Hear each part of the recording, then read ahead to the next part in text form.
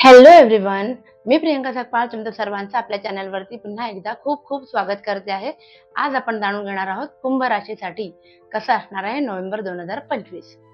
तर या दरम्यान आपण काय काय नेहमीप्रमाणे बघणार आहोत, तुमचे रिलेशनशिप, फायनान्सेस, करिअर, बिझनेस आणि हेल्थ कशी असणार आहे थ्रू आउट नोव्हेंबर 2025। टॅरोट काढणी तर आपण जाणून घेणार आहोत की काय काय घडणार आहे, तुमच्या गुरूंचा तुमच्यासाठी काय संदेश आहे हे पण आपण बघणार आहोत। त्याचसोबत आपण बघणार आहोत की प्रत्येकाच्या सोबत स्वतःचे आपले एक एंजल असतात, त्या एंजलचा तुम्हाला काय ॲडवाइस आहे।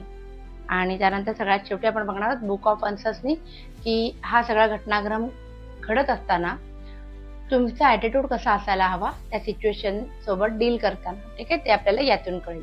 सुरुवात करूया आपण, पाहूया आपण कुंभ राशीसाठी कसा असणार आहे नोव्हेंबर 2025 हा महिना।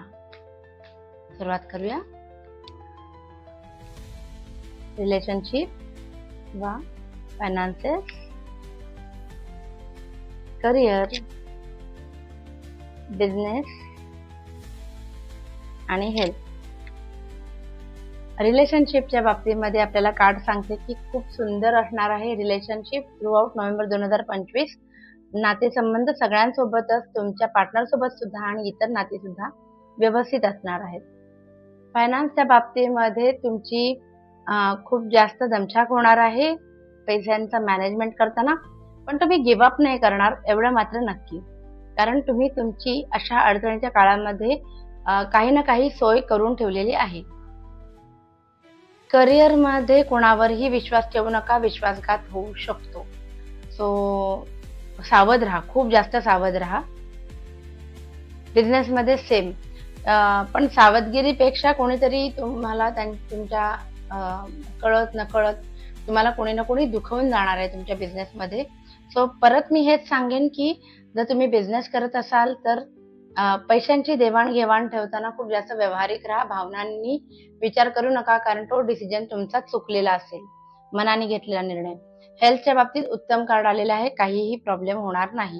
नोव्हेंबर महिना व्यवस्थित असणार आहे कुंभ राशीच्या लोकांसाठी, सो अभिनंदन।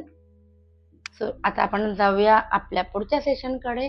तुम्ही म्हणाल आज पटापट पटापट का करते, कारण 20-22 मिनिटाचा व्हिडिओ खूप जास्त लेंदी होतो, म्हणून आपण कमीत कमी वेळात जास्तीत जास्त कसं कव्हर करता येईल याच्याकडे आज भर देतोय। तो साई संदेश म्हणजे तुमच्या गुरूंचा संदेश तुमच्यासाठी काय आहे। Do not doubt, never doubt the power of बाबा, हॅव फेथ। म्हणजे तुम्हाला ना कुठल्याच गोष्टीमध्ये आता मी संकटात सापडलोय, आता मी यातनं बाहेर कसा पडेन अशी शंका सुद्धा मनात येऊ देऊ नका, कारण तुमच्या गुरूंचा वरदहस्त तुमच्यावरती आहे। पुन्हा एकदा आलंय द हेल्पर, बाबा will help you in your career.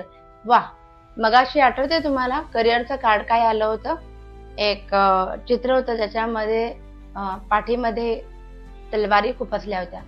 मी म्हटलं होतं की खूप सावधान राहा, कोणीतरी तुम्हाला तुमच्या पाठीमागे काहीतरी करण्याची शक्यता आहे, तर या सिच्युएशनमध्ये गाफील राहू नका, पण ही मात्र खात्री नक्की बाळगा की तुमच्या गुरूंचं बरोबर लक्ष आहे तुमच्यामध्ये।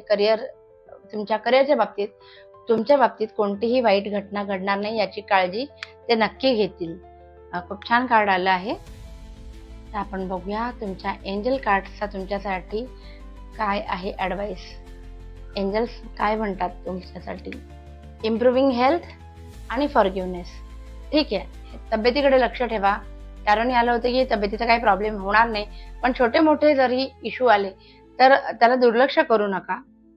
आणि फॉरगिव्हनेस म्हणजे कुठलाही ग्रजेस मनात न ठेवता आपल्याला ज्यांनी कोणी त्रास दिला असेल ना त्यांना माफ करणं, ही एकमेव गोष्ट असते ज्याच्याने आपण पुढे जातो। ठीक आहे, ग्रजेस कधी ठेवलेला माणूस पुढे जात नाही, सो सगळ्यांना माफ करत आपल्याला पुढे जायचंय असं आपल्याला एंजल्स सांगतात।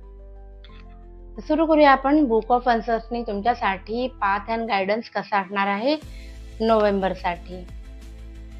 ऑफकोर्स, पहिला शब्द आलाय ऑफकोर्स, म्हणजे काय, कदाचित तुमच्या मनामध्ये जी एक गोष्ट आहे, जी आवडीची गोष्ट आहे ती घडणार आहे।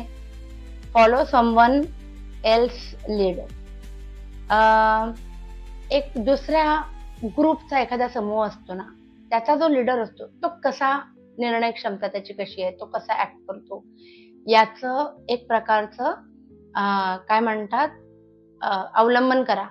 म्हणजे तुम्हाला जी गोष्ट ध्येय मिळवायचं आहे ना, त्याच्याशी रिलेटेड दुसऱ्या एखाद्या समूहाचा जो कोणी मेन लीडर असेल ना, त्याची सहनशक्ती कशी आहे, त्याची विचारसरणी कशी आहे, तो डिसिजन कसा घेतो, या सगळ्या गोष्टींचा अभ्यास करा. त्याचा तुम्हाला उपयोग होईल. Watch and see what happens. So शांततेने आणि संयमाने काम घ्या आणि निरीक्षण करा. बघा काय घडणार आहे तुमच्यासोबत. Realize that too many choices is as difficult as too few. कधी कधी ना खूप जास्त ऑप्शन्स असले ना की ॲक्च्युली आपल्याला खूप जास्त कन्फ्युजन होतं आणि वाटतं की यातलं एकही माझ्या योग्य नाही आहे. सो अशी अवस्था या महिन्यामध्ये तुम्हाला येऊ शकेल. There is no guarantee. ज्या गोष्टीसाठी तुम्ही अडून बसलाय ती तुम्हाला मिळेलच की नाही याची कोणतीही गॅरंटी नाही. Situation unfavourable at this time. काही गोष्टी मनाविरुद्ध घडतील या क्षणी असं सांगितलं आहे. The answer may come to you in another language. याचा अर्थ काय आहे की काही उत्तरं तुमच्यापर्यंत पोहोचतील आणि ती तुमच्या नेहमीच्या सवयीच्या माध्यमांमधून नसतील असं यांना म्हणायचं आहे. ऑन दिस गुड नोट आपण आजचा हा व्हिडिओ इथेच थांबवतोय. प्लीज लाईक, शेअर आणि सबस्क्राईब करा आणि आपली ही फॅमिली अशीच वाढत राहू दे. Thank you so much.